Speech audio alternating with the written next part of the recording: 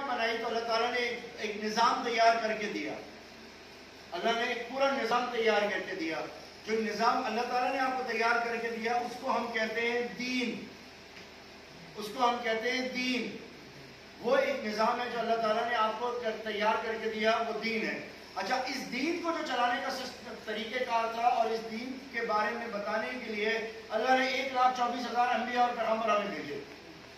دین کیا ہے, دین کس طریقے سے چلتا ہے, کیا ہے, اس کی چیزوں کو ہم آگے کلاس میں اس کو بعد میں کسی کو ڈسکس کریں گے. لیکن فی الحال جو چیزیں وہ یہ کہ دین جو ہے وہ اللہ تعالیٰ نے آپ کو بنا کے دیا کہ دنیا میں آپ نے جو گزارا کرنا ہے وہ کس طریقے سے آپ نے گزارا کرنا ہے, یہ مکمل طور پہ اللہ تعالیٰ نے آپ کو بنا کے دیا. اب اس دین کے اندر آپ کو یہ بتایا گیا ہے کہ آپ کی عبادت کس طرح سے ہوگی, آپ کی اخلاقیات کس طرح سے ہوگی, آپ کے معاملات کس طرح سے ہوں گے, اگر کوئی غلط کام ہوگا صحیح کام ہوگا, حدود اور تعزیرات کیسے ہوں گی, یہ ساری چیزیں آپ کو دین کے اندر ملتی ہیں. یہ وہ نظام ہے جس کے اوپر اللہ تعالیٰ نے آپ کو کہا ہے کہ اس کے اوپر آپ نے چلنا ہے. اسی کے آلٹرنیٹ ایک نظام ہے جو ایک بہت ہی پاورفل شخص کے ذریعے ہم تک پہنچا ہے, اور وہ جو آلٹرنیٹ نظام ہے اس نظام کو ہم کہتے ہیں طاغوت. اس آلٹرنیٹ نظام کو ہم کہتے ہیں طاغوت. طاغوت جو نظام ہے یا طاغوت جو سسٹم ہے, یہ وہ سسٹم ہے جس کا بانی اور جس کا سربراہ شیطان ہے. شیطان اس کا سربراہ ہے, یعنی طاغوتی نظام کا جو سربراہ ہے وہ شیطان ہے. اب ایک طرف اللہ کا نظام ہے, اللہ کا نظام وہ جو ہے وہ دین ہے, اور یاد رکھو کہ دین کو جو ماننا ہوتا ہے یعنی دین کو ایکسپٹ کرنا جو ہوتا ہے اس کو ہم کہتے ہیں اسلام. یعنی آپ نے دین کی ایک ایک حصے کو اگر آپ مانتے ہیں تو آپ کیا ہو جاتے ہیں, آپ مسلمان ہو جاتے ہیں, کیونکہ آپ نے اس کو قبول کیا ہوتا ہے.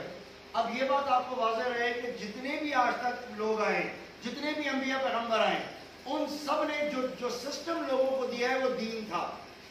یعنی حضرت آدم نے بھی دین دیا, حضرت نوح نے بھی دین دیا, حضرت ابراہیم نے بھی دیا, حضرت موسیٰ نے, حضرت عیسیٰ نے, رسول اللہ صلی اللہ علیہ وسلم محمد نے بھی آپ کو دین دیا. ٹھیک, دین کو ماننا جو ہوتا ہے وہ اسلام ہوتا ہے. اس کا مطلب یہ ہوا کہ جو بھی اس اسلام کے اوپر آئے گا تو آٹومیٹکلی اس کو وہ کیا کہلائے گا, وہ مسلمان کہلائے گا. لہٰذا اگر آپ اس بڑے پیرائے میں دیکھیں تو دنیا میں آپ کو سوائے مسلمان کے اور کوئی نہیں ملتا. دنیا میں سوائے مسلمان کے اور کوئی ہے ہی نہیں.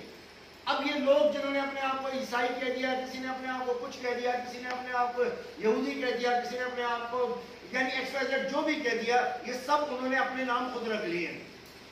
اللہ تعالیٰ کی ڈکشنری میں اس کا کوئی مطلب نہیں ہے. اللہ تعالیٰ کی ڈکشنری میں یہ لوگ صرف اور صرف کیا کہلاتے ہیں, مسلمان کہلاتے ہیں. حضرت ابراہیم دین لے کے آئے, دین کو ماننا اسلام. اب اسلام کا مطلب کیا ہے, اس کی تفصیلی ویڈیوز جو ہے وہ موجود ہے, مگر اسلام کا مطلب کیا ہے, اپنی خواہشات کو اللہ تعالیٰ کے تابع کر دینا. تو ظاہر سی بات ہے جو کچھ دین میں لکھا ہے, جب میں اپنے آپ کو اس کے تابع کر رہا ہوں تو اس کا مطلب ہے کہ میں نے اسلام قبول کر لیا. یعنی جو کچھ اس میں لکھا ہے. اب کیا لکھا ہے, اس میں لکھا ہے کہ تم نے جو خرید و فروخت ہے وہ ایسے کرنی ہے. اس دین میں کیا لکھا ہے کہ تم نے سود پہ کاروبار نہیں کرنا. اس میں کیا لکھا ہے, تم نے ذخیرہ اندوزی نہیں کرنا. اس میں کیا لکھا ہے, تم نے لوگوں کو زکوٰۃ دینی ہے. اس میں کیا لکھا ہے, تم نے نماز پڑھنی ہے. اس میں کیا لکھا ہے کہ تم نے عقائد اپنے پراپر رکھ رہے ہیں. اس میں کیا لکھا ہے کہ تمہارے اخلاق ایسے ہوں گے. تو اس میں کیا لکھا ہے, یعنی جو بھی چیزیں دین کے اندر لکھی ہے ان کو ماننا جو ہے وہ عین اسلام ہے. کوئی بھی آدمی اس میں ذرا سی بھی کوئی بھی چینج نہیں کر سکتا. مثال کے طور کے اوپر آسان مثال کہ ایک آدمی, ہمارے یہاں 5 نمازیں ہیں, 5 وقت کی نماز ہے نا فرض. کوئی آدمی کہے کہ نہیں میں تو 11 بجے بھی ایک نماز پڑھوں گا, کیونکہ فجر سے لے کے ظہر تک بیچ میں ٹائم بہت ہوتا ہے, تو ایک جماعت جو ہے میں 11 بجے بھی کروں گا. کیا یہ الاؤ ہے؟ اگر الاؤ نہیں ہے تو اس کا مطلب یہ ہوا کہ یہ دین کے اندر بگاڑ ہے نا, الاؤ نہیں ہے. اسی طریقے سے اللہ تعالیٰ نے اگر کہہ دیا کہ تم نے اپنی خرید و فروخت ایسے کرنی ہے اور اس کے اندر تم اپنی طرف سے اگر کوئی چیز استعمال کرو تو کیا وہ اجازت ہوگی اس کی؟ ہرگز نہیں ہوگی. سمجھنا ہے نا, یہ ہے اللہ تعالیٰ کا نظام. اور اس نظام کو چلانے کے لیے کون آئے؟ انبیاء آئے, رسول آئے, نبی آئے, یہ آئے, اور انہوں نے پیغمبروں نے آ کے ہمیں بتایا کہ یہ ہے وہ نظام, یہ ہے وہ جگہ جس طریقے سے آپ نے تیاری کرنی ہے اور آگے کی طرف بڑھنا ہے. یہ ایک سسٹم ہے جو چلتا چلا ہے شروع سے. اسی کے مقابلے میں ایک نظام ہے. اور وہ جو نظام ہے اس کا بانی ہے شیطان، شیطان مردود، جو سب سے بڑا عالم ہے، جس کے پاس سب سے زیادہ علم ہے، جس کے پاس سب کچھ ہے، اور اتنا کچھ ہے کہ جس کو اللہ تعالیٰ کی طرف سے یہ طاقت دی گئی ہے کہ جاؤ جا کے بہکاؤ، اور جس طرح سے تم بہکاتے ہو تم بہکا دو۔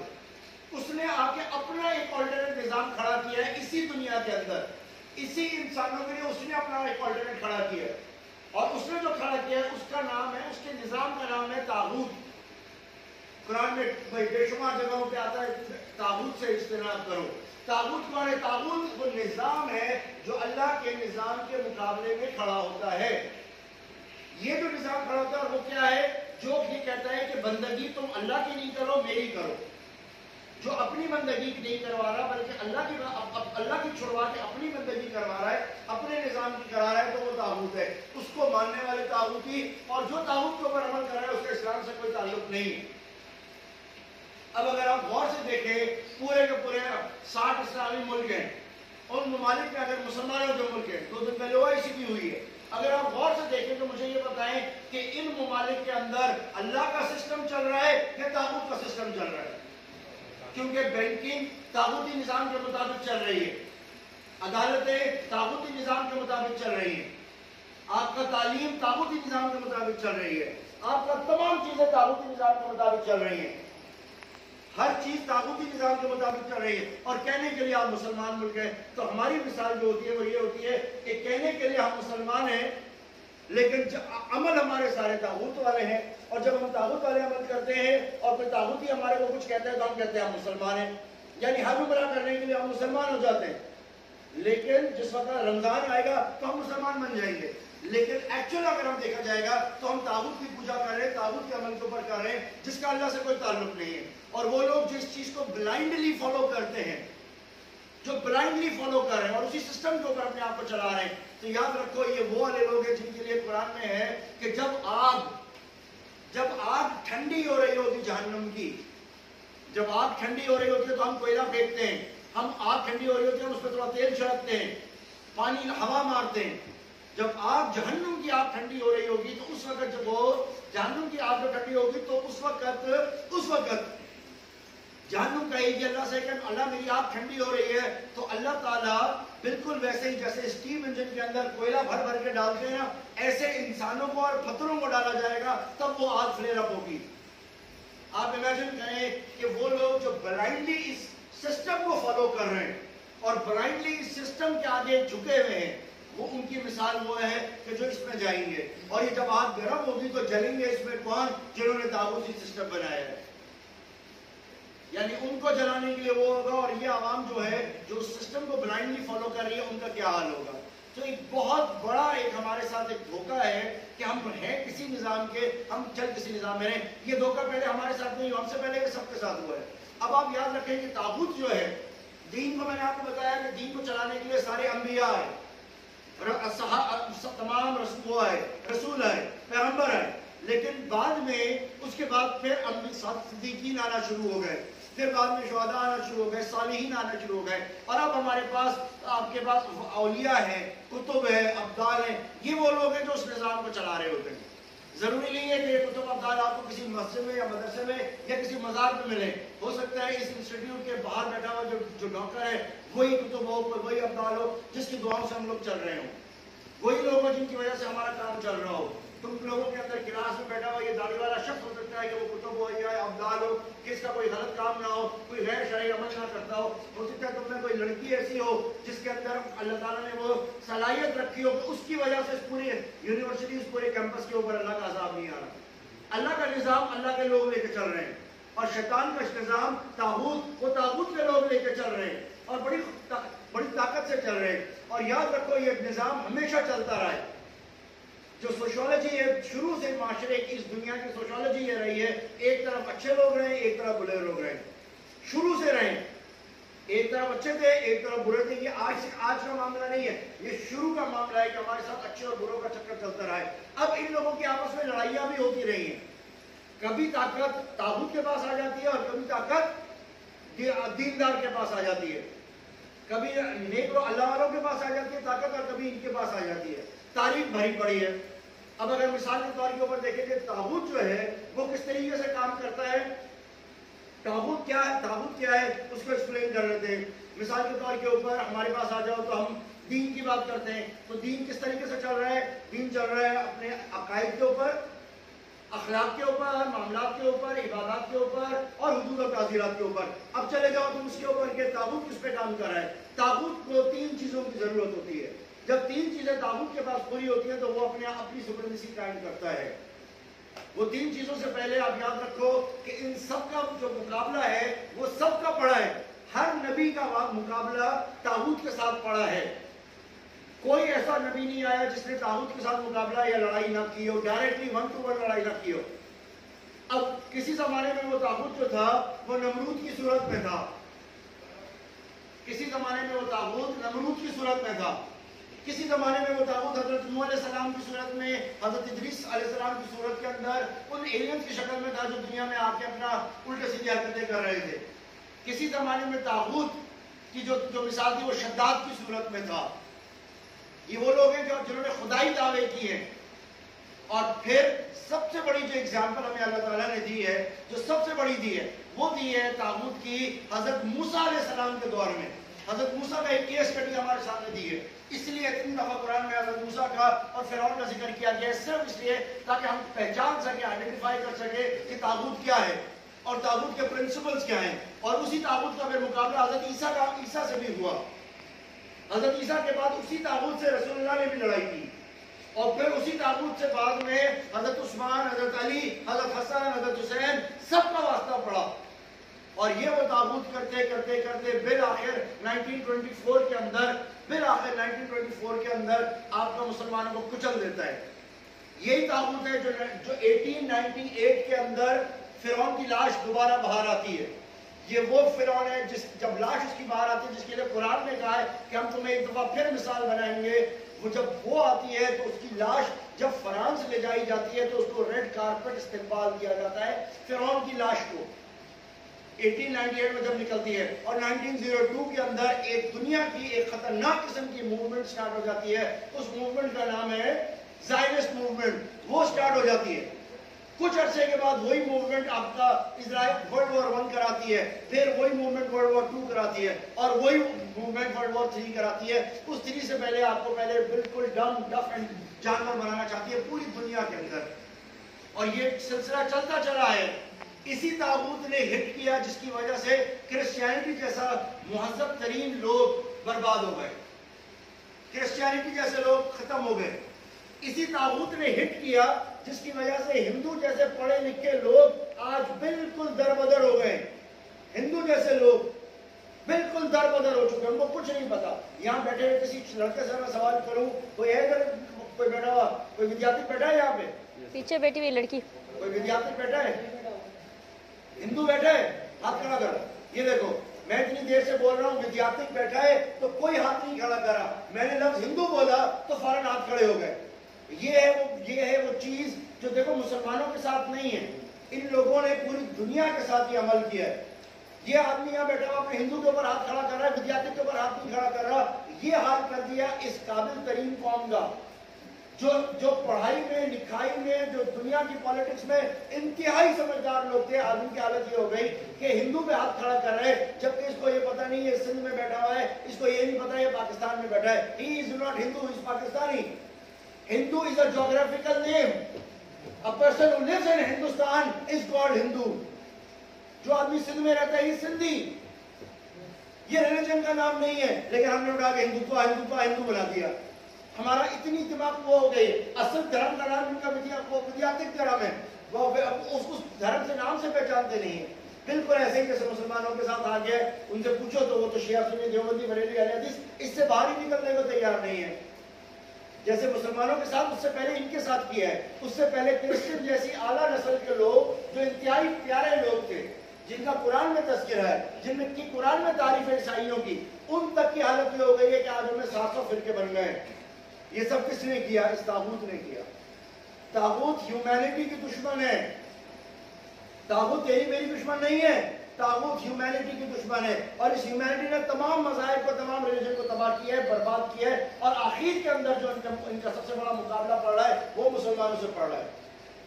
आखिर में मुसलमानों पर आए, इससे पहले ये तमाम कौमों को बर्बाद कर चुके हैं। ये तागूती निज़ाम ही था जिसने आगे ये कैथोलिक और प्रोटेस्टेंट का एक फिरका खड़ा कर दिया। वहाँ पे कैथोलिक और प्रोटेस्टेंट का मसला इन्होंने खड़ा किया, ऑर्थोडॉक्स का मसला इन्होंने खड़ा किया, इन्होंने चर्चों को दो हिस्सों में तोड़ दिया। जब आप पढ़ते जाओगे तागूत की सोच तुम्हारे हर चीज नजर आती चली जाएगी। जैसे ही आप पढ़ोगे आपको नजर आएगा यही वो तागूत था जिसने आने के बाद ये मसलों को पैदा कर दिया, चाहे उसके अंदर आपका वो इंसान से जानवर बनाने वाला आदमी हो, डार्विन हो, या आपका कार्ल मार्क्स हो, या आपका अगस्टे कॉम्टे वाला, ये सब लोगों को, ये सारे जितने भी आए ये उसी तागूत का हिस्सा थे, जिनका पर्पस, जिनका मकसद एक ही था कि बस इस सोसाइटी को, इस सोशोलॉजी को, इस जगह को बिल्कुल हम ऐसे अंदाज में चलाए कि लोग हमारी पूजा कर रहे हो और अपने धर्म को छोड़ दें। चाहे वो मूसा का लाया हुआ था, चाहे वो ईसा का लाया हुआ था, चाहे मोहम्मद रसूलुल्लाह का लाया हुआ था, और उसके मुकाबले में किसका करें? शैतान का करें। और आज वो शैतान का निज़ाम हमारे को खुल के नजर आता है। लिहाजा अगर कोई एक भी आदमी उठ के खड़े होकर ये कह दे कि इस निज़ाम से कोई भलाई हुई है, एक आदमी उठ के खड़ा होकर ये कह दे कि मौजूदा निज़ाम ने हमें पिछले निज़ाम से अच्छाई दी है, तो मैं मान जाऊं। दुनिया का कोई एक मुल्क ऐसा बता दे जिसके अंदर इस निज़ाम से कोई भलाई आई हो। आप एक मुल्क नहीं बता सकते जिससे दुनिया में इस मुल्क में कोई भलाई आई हो। कोई मुल्क ऐसा नहीं है, एक भी मुल्क ऐसा नहीं है जिससे भलाई आई हो, कोई मुल्क नहीं। क्यों? क्योंकि ये निज़ाम ही आपका डिस्ट्रक्शन का है। अब हर एक का मुकाबला जो है वो इस निज़ाम से पड़ा है। अब आ जाओ शद्दाद, ये वो लोग हैं जिन्होंने अपने आप को अल्लाह के मुकाबले में ज्यादा ताकतवर किया। शद्दाद कौन था? उसने कहा कि मैं अल्लाह से खूबसूरत जन्नत बनाऊंगा। उसने अल्लाह के मुकाबले में एक जन्नत बना के आपको दिखाई, ठीक, यानी अपनी उसने जन्नत बनाई। हर वो शख्स जो अल्लाह के मुकाबले में खड़ा हो रहे हैं वो तागूत है ना। अब नमरूद कौन है? नमरूद ने अल्लाह के मुकाबले में आके खड़ा हुआ, बोला मैं हूँ खुदा, मैं हूँ रब, अपनी पूजा करें। हज़रत इब्राहिम का वास्ता पड़ा उससे। हज़रत इब्राहिम ने उसको समझाया कि तुम नहीं हो खुदा। उसने बोला बताओ तुम्हारा खुदा क्या कर सकता है? तो नमरूद ने, अब तो हज़रत इब्राहिम ने कहा मेरा रब तो वो है जो किसी इंसान को मार सकता है और जिंदा कर सकता है। उसने कहा अच्छा ये है तुम्हारा? उसने दो कैदी बुलाए, एक कैदी को सजाए मौत थी, एक को जो है वो उम्र कैद थी। उसने दोनों कैदी बुलाए और एक कैदी को जिसको सजाए मौत थी उसको आजाद कर दिया, और जिसको उम्र कैद थी उसको सजाए मौत दे दी। तो नमरूद ने कहा देखो ये काम मैं भी कर सकता हूँ, मैं भी जिंदगी दे सकता हूँ और मैं भी जिंदगी ले सकता हूँ। हज़रत इब्राहिम को गुस्सा आया। हज़रत इब्राहिम ने कहा ये कैसी बातें कर रहा है? फिर एक और बात निकली, फिर उसके बाद एक बात निकली, फिर आखिर में हज़रत इब्राहिम ने एक ऐसी बात कही कि उसके बाद नमरूद का मुंह बंद हो गया। हज़रत इब्राहिम ने सिंपल इतना कहा मेरा अल्लाह वो है जो मशरिक से निकालता है सूरज को मगरिब में डुबोता है। अगर तुम अपने आप को खुदा कहते हो तो मगरिब से निकाल के मशरिक में निकाल दो। उसका मुंह बंद हो गया और आगे कुछ नहीं बोल सका। ठीक, यानी मुकाबला हज़रत इब्राहिम का इस दागुती निज़ाम से पड़ रहा है, जिसके ऊपर वो इतना गुस्सा हुआ। उसने कहा कहाँ है तुम्हारा? बोला आसमानों में। उसने तीर कमान मंगाई और तीर कमान लेके उसने आसमान की तरफ मारी, और जब वो वापस आई तो लाल हो रही थी, तो उसने कहा देखो मैंने मार दिया तुम्हारे खुदा को। ठीक, ये वो है जो अल्लाह के मुकाबले में खड़ा हो रहा है। और फिर आखिर में अल्लाह ने एक मच्छर के जरिए उस आदमी को कैसे तकलीफ दे, इबरतनाक मौत दी। ठीक, हमें सिर्फ ये समझना है, याद रखना वो लोग जो अल्लाह के निज़ाम के ऊपर चल रहे हैं उनकी दुनियावी जिंदगी इंतहाई टफ, मुश्किल, सख्त होगी। वो लोग जो अल्लाह के निज़ाम पे चलेंगे उनकी जिंदगी दुनिया के लिए, दुनिया में उनकी जो दुनिया है उनके लिए एक कैद खाना बन जाएगा।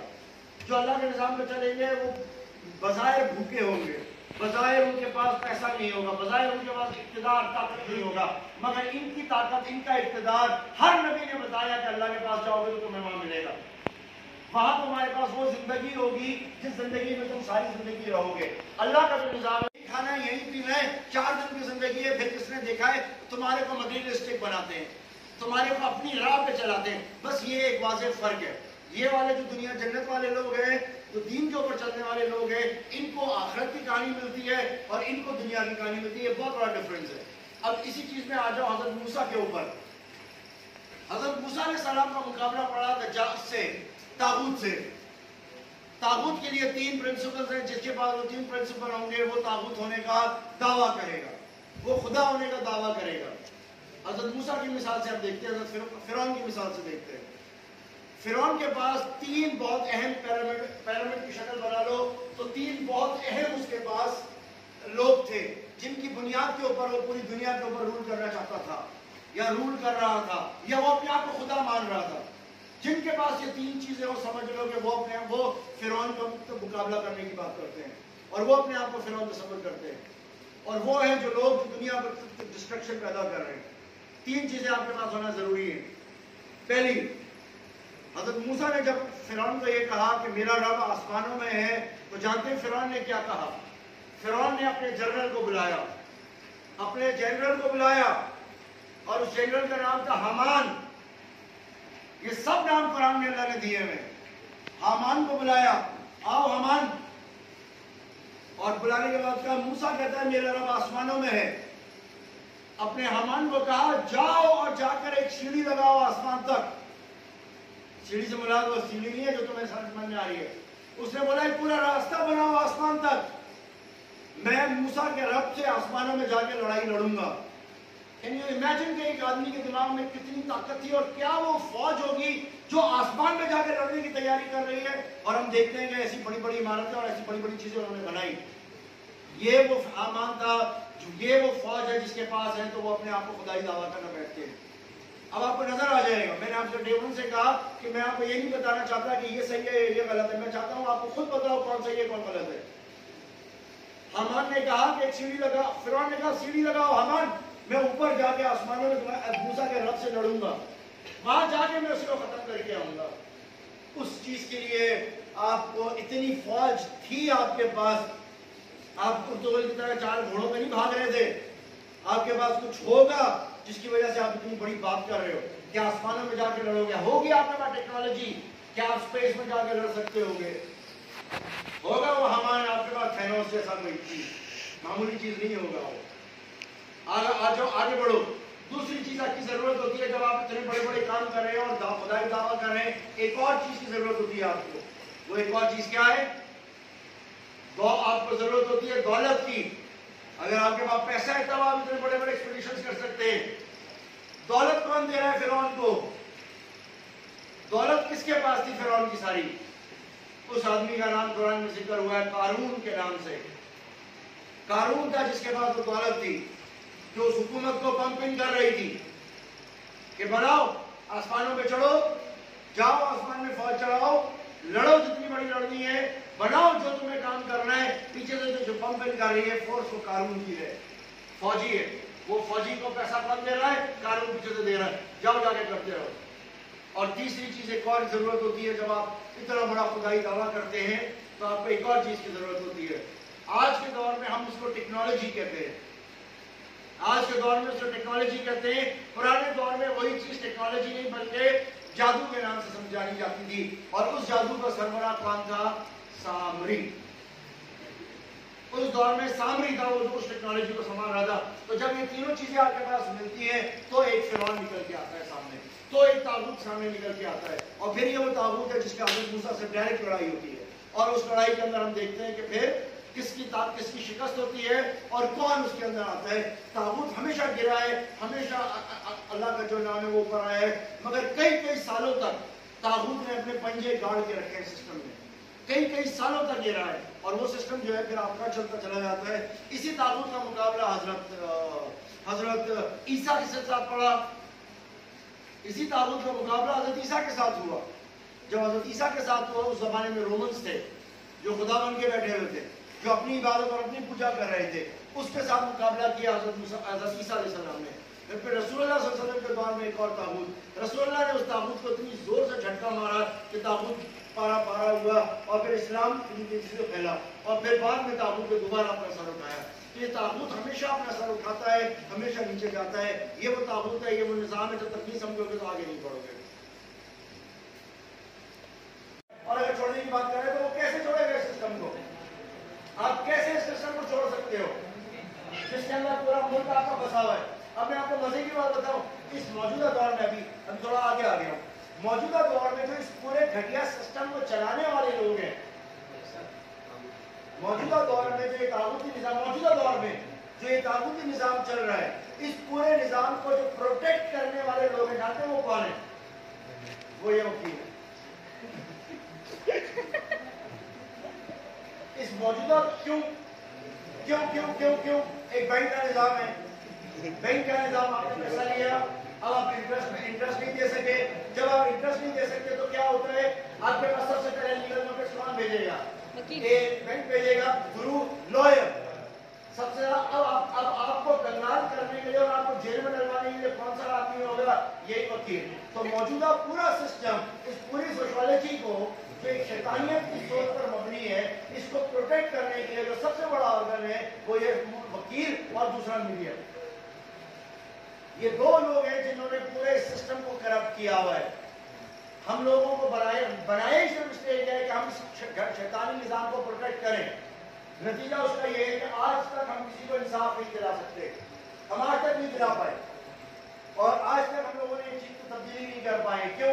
کیونکہ ہم وہ لوگ ہیں جو اس کرپٹ سسٹم کو پروٹیکٹ کرتے ہیں۔ کوئی بھی مسئلہ ہے، بینک کا مسئلہ ہے، ہم کر رہے ہیں، جو کانٹریکٹ ہمارا ادھر ادھر الٹا سیدھا ہو رہا ہے اس کو ہم پروٹیکٹ کر رہے ہیں، جو ایک دوسرے کے ساتھ عدالتوں کے اندر زیادتی ہو رہی ہے اس کو ہم پروٹیکٹ کر رہے ہیں۔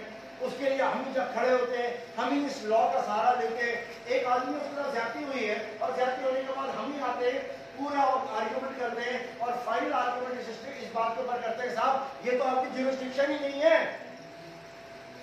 میرے ساتھ ایک مسئلہ ہوا ہے، میرے ساتھ ایک پرابلم ہوا ہے، میں نے کیس بنایا، داخل کیا، سارا وقت چور مچاتا رہا، لیکن آگے والے وکیل نے سمپل ایک بات بول دی، جج صاحب آپ کی جیورسڈکشن ہی نہیں ہے، یہ جہاں پہ اوفنس ہوا تھا اور جہاں پر یہ کیس داخل ہوا ہے اس کی جیورسڈکشن نہیں ہے۔ 2 سال کیس چلنے کے بعد جیورسڈکشن کے اوپر کیس ڈسکس ہو گیا۔ Who is protecting the system؟ اس پورے نظام کو کون آگے کر رہا ہے؟ ہمیں مٹیریلسٹک بنا رہے ہیں۔ ہم میں نے سے کہا کہ سب سے بڑا ہتھیار ہے ہمیں مٹیریلسٹک بنانا، جو ان لوگوں کی سوچ ہے کہ یار دنیا بات کی بات نہیں کرو، اس دنیا کی بات کرو، تمہیں اس دنیا میں جینا ہے نا، اس دنیا کی بات کرو۔ وہ اس دنیا کی بات کرنے کے لیے آپ کو یہ دنیا خوبصورت بنا کے کون دکھا رہا ہے؟ کون خوبصورت سے خوبصورت بنا کے دکھا رہا ہے؟ مجھے کوئی ایک بھی فلیٹ ایسا دکھاؤ جس فلیٹ کا اشتہار آتا ہے کہ میں نے اپنا گھر لیا ہے اور جو گھر کا ماڈل ہوتا ہے اور وہ گھر ہوتا ہے اور فزیکل وہ ایک جیسا، کوئی بھی ایک دکھا دو مجھے، کوئی بھی ایک ایڈ مجھے دکھا دو جو ہمارے معاشرے اور ہمارے کلچر کے ساتھ میل کھاتا ہو۔ ایک بھی کلچر، ایک بھی ایڈ جو ٹی وی کے اندر آتا ہے جو ہمارے معاشرے کے ساتھ میل کھاتا ہو۔ گھی کا اشتہار آپ نے دیکھا ہے، گھی کھانے کی ٹیبل کے اوپر، کس کے گھر میں کھانے کی ٹیبل پہ اتنے کھانے ہوتے ہیں جو ایک گھی کے اشتہار کے لیے ہوتے ہیں؟ ہاں، کس کے گھر کے اندر اتنی چیزیں ہوتی ہیں جو ایک دودھ بنانے کی ایڈ میں ہوتا ہے؟ آپ مجھے بتاؤ ذرا ایڈ دیکھو تو کس کس چیز کے ایڈز ہیں، میں کتنے ایڈز کا بتاؤں؟ تو یہ جو بار بار آپ کو ایڈ دکھایا جا رہا ہے اور وہ ایڈ دیکھنے کے بعد بچے کو کوکو کھانا ہے، بچے کو پیپسی پینی ہے، بچے کو فلانی چیز پینی ہے، یہ سب کس چیز کی وجہ سے ہو رہا ہے؟ یہ سب ان ایڈز کی وجہ سے ہو رہا ہے۔ اور یہ ایڈز کون چلا رہے ہیں؟ یہ میڈیا چلا رہا ہے۔ آج پورا انٹرنیٹ چند 4 بڑے بڑے آئی پیز ہیں جہاں سے پورا انٹرنیٹ نکلتا ہے، چاروں انہی سائنسٹوں کے ہاتھ میں ہے۔ ان کی مرضی وہ جو چیز آپ کو بھیجے، ان کی مرضی جو وہ چیز آپ کو دکھائیں، آپ جو نہیں بھی دیکھنا چاہتا وہ چیز آپ کے پاس آ جاتی ہے۔ آپ کے بچے کے ہاتھ میں موبائل ہے، آپ جو نہیں بھی دکھانا چاہتے وہ ایک دفعہ دکھے گا اور اس کے بعد وہ خود کتے کی طرح سنتا اس کی تصویر، اس کی ویڈیو، اس کی کی طرف آگے گا۔ آپ نہیں چاہتے لیکن آپ اس کے اندر انوالو ہیں۔ آپ دنیا پرستی کی طرف نہیں جانا چاہتے لیکن وہ آپ کو نئی گاڑی دکھائے گا، آپ کو گاڑی کے فیچرز دکھائے گا، ایک سے ایک سٹائل میں وہ چیزیں دکھائے گا، آپ نہ چاہتے ہوئے بھی اس طرف چلے جاؤ گے۔ یہ کون کر رہا ہے؟ یہ میڈیا کر رہا ہے۔ اس سارے سسٹم کو پروٹیکٹ کون کر رہا ہے؟ وہ کلا کر رہا ہے۔ ہاں ہے، وہ اس وقت تک ممکن نہیں ہے جب تک ہم اللہ تعالیٰ کے نظام کو قائم نہ کریں۔ جب تک اللہ تعالیٰ کا نظام دین قائم نہ کرے اس وقت تک نہیں ہو سکتا۔ بھائی اللہ کے نظام کے اندر خرید و فروخت کے طریقہ کار موجود ہے، آج آپ وہ طریقہ کار اختیار کر لو، غربت ختم نہ ہو تو پھر کیا ہے؟ آج آپ کے سارے معاملات موجود ہیں، ہر چیز موجود ہے آپ کے پاس، اگر آپ اس نظام کے نہیں آئیں گے تو نہیں ہو سکتا۔ اب ایک بات امپورٹنٹ سوال، اور وہ یہ سوال یہی آتا ہے، میں جس کا میں حل کہتا ہوں کہ اب میں ایسے دور میں کرتا ہوں کہ میرے پاس دین چل ہی نہیں رہا پریکٹیکل نا، میں اس دور میں میرے پاس نہیں ہے، میرے پاس پوری طاغوتی نظام چل رہا ہے، مجھے اس دنیا میں سروائیو کرنا ہے کیونکہ مجھے حکم ہے کہ مجھے یہ کرنا ہے. میں اپنے آپ کو اپنے بال بچوں کو اس وقت بستر باندھ کے پہاڑوں پہ جا کے نہیں بیٹھ سکتا. پہاڑ پہ بیٹھوں گا وہاں بھی ٹکٹ لینے کے لیے لوگ آ جائیں گے. میں اس سسٹم سے نہیں بچ سکتا. مجھے اس بات پہ رسول اللہ کی یقین ہے جس میں رسول اللہ نے فرمایا کہ ایک وقت آئے گا کہ انسان سود نہیں کھائے گا مگر جھوؤں آپ کی ناک میں جائے گا. میرے اکاؤنٹ میں پیسہ نہیں ہوتا مگر میں کیا کروں، میری تنخواہ اکاؤنٹ میں ہی آتی ہے.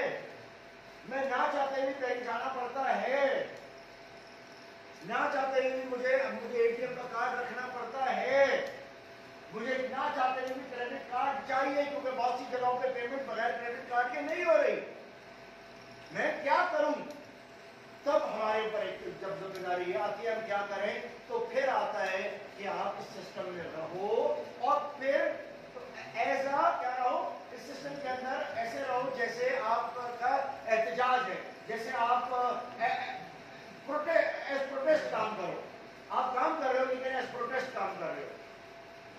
اگر ایگزامپل چاہیے تو میں نے آپ لوگوں کو ایگزامپل دی تھی جس میں قانون کے تحت لڑکی کو 1 کروڑ روپے میں صرف اور صرف 25 لاکھ روپے مل رہے تھے، 25 میں سے بھی کٹوتی کر کے اس کو مل رہے تھے 12 لاکھ روپے.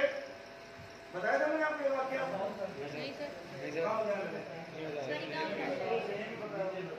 چلو اب میں آپ کو بتا کیا نام ہے، جب میں کہتا ہوں پروٹیسٹ کام کرو، دیکھو کام تو کرنا ہے نا.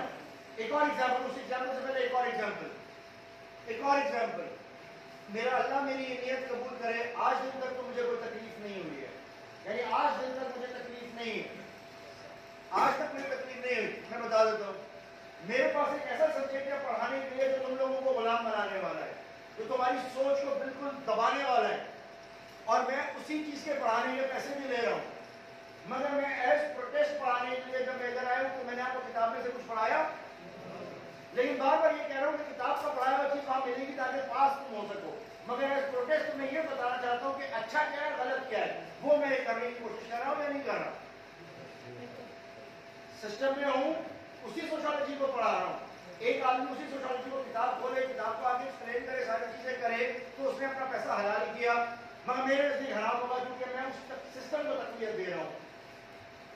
مگر میں آپ کو اسی سسٹم کی جگہ دوسرا اصل سسٹم بتا رہا ہوں تو ایز انڈر پروٹیسٹ کر رہا ہوں، لیکن کر تو رہا ہوں نا. اب انڈر پروٹیسٹ کرنے کا مقصد کیا ہے کہ یہاں کھڑے ہو کے میں وہ لیکچر نہیں دے رہا کہ میں اپنے آپ کو سیٹسفائی کروں. تو میں پھر بھی آپ کو کہہ رہا ہوں دیکھیں ہر چیز کا لیکچر میرے پاس کتاب کے اندر ویڈیو بن کے رکھا ہوا ہے. یہ انڈر پروٹیسٹ کرنے کا طریقہ ہے. اس وقت میں پورا نظام تو چینج نہیں کر سکتا نا، میں کوئی پرتلا تو ہوں نہیں. جب میں نہیں ہوں تو میں کیا کر سکتا ہوں؟ ایٹ لیسٹ میں یہ تو کر سکتا ہوں. انڈر پروٹیسٹ کرنے کا طریقہ کار کیا ہے؟ کورٹس کے اندر جب ہم جاتے ہیں تو بہت سارے معاملات کو ہم دیکھتے ہیں اور دیکھتے ہیں کہ اس مسئلے کو ہم نے حل کس طرح سے کرنا ہے. مجھے یہ پتا ہے کہ عدالتی نظام میں جاؤں گا تو میں پھنس جاؤں گا. میں عدالتی نظام کے چکر میں ہوں، میں پھنسوں گا تو میں گھومتا رہوں گا. ایک بھنور ہے جس میں میں گھومتا رہوں گا اور نہ انصاف ملے گا نہ میرے کو کچھ ملے گا، بلکہ سوائے ضلالت کے اور کچھ نہیں ہے. کورٹ جیل صرف اس وقت تک ڈرانا ہے جب تک آپ اس سے دور ہو. جس دن آپ اس کے اندر انٹر ہو گئے وہ بہت پرسکون زندگی ہے. خدا کی قسم ایک شخص کو اگر کورٹ کی عادت لگ جائے، کورٹ کی عادت لگ جائے، ظالم ہو کے یا مظلوم ہو کے، سول کیس میں یا پٹپا وہ کیس کے اندر، جب تک وہ روز صبح اٹھ کے کورٹ کی چائے نہیں پیتا اس کا دماغ نہیں کھلتا. یہ کورٹ ایسی بلا ہے. لیکن ابھی اگر میں کہوں تمہارے خلاف کیس ہونے والا ہے تم ڈر جاؤ گے، ابھی تم ڈر جاؤ گے. لیکن اگر میں اس وقت تمہیں کہوں گا تو تم لوگوں کو عادت ہو جائے گی کہ کورٹ پہ ایک نارمل چیز ہے. آج میں تمہیں کہوں کہ جیل جو ہے وہ بہت اچھی جگہ ہے تم ڈر جاؤ گے. لیکن اگر ایک دفعہ تم جیل کے اندر چلے گئے نا اس کے بعد تمہارے میں اتنی ہمت آ جائے گی تم بولے گا اب تو میں دیکھ لیتا ہوں. پھر تم دیر ہو گئے کام کرو گے تو تمہیں پتہ چل جائے کہ کیا مسئلہ ہے. سمجھ رہے ہو بات کو؟ اس طریقے اب ہمارا کیا کام ہوتا ہے؟ ہمارا کام یہ ہوتا ہے کہ ہم لوگوں کو کس طریقے سے کورٹ کے سسٹم سے دور رکھیں. میں اپنی بات کر رہا ہوں، میں وکیل ہوں، میرا باپ وکیل، میرا خاندان وکیل، میں بھی تو وکالت کر رہا ہوں.